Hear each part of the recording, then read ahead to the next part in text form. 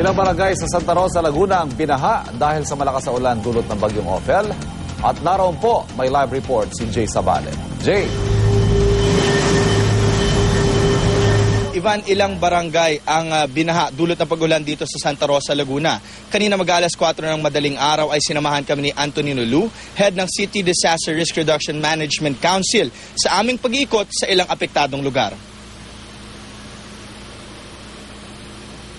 Sa aming pag-iikot, tanging ilang bahagi ng barangay Tagapo na lang ang may tubig pa na abot sa bukong-bukong.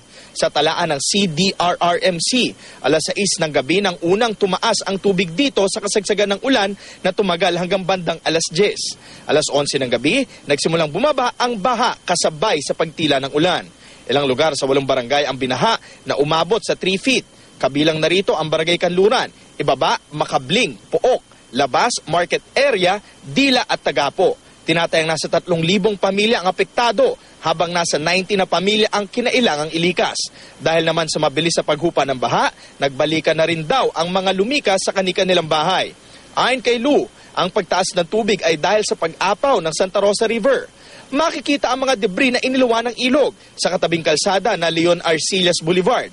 Mula sa mga punong kahoy, basura at maging ang konkretong harang ay nabuwal at dinala ng agos sa gitna. Kanina kasi, yung kasagsagan ng ulan, yung flow ng tubig dito is parang may nakabara dito sa portion na to.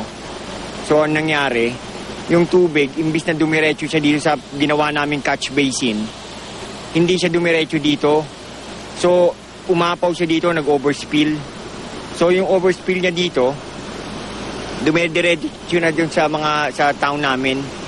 Kaya mapapansin nyo kasi, dito sa side namin na to, kaya namin itong ginawang catch basin para talagang hindi mag-overflow agad ang tubig papuntang bayan. Dahan-dahan siyang pumunta. Sa mga oras na ito ay patuloy na ang pagbaba ng tubig dito sa Santa Rosa, Laguna. Ivan? Maraming salamat, Jay Sabale.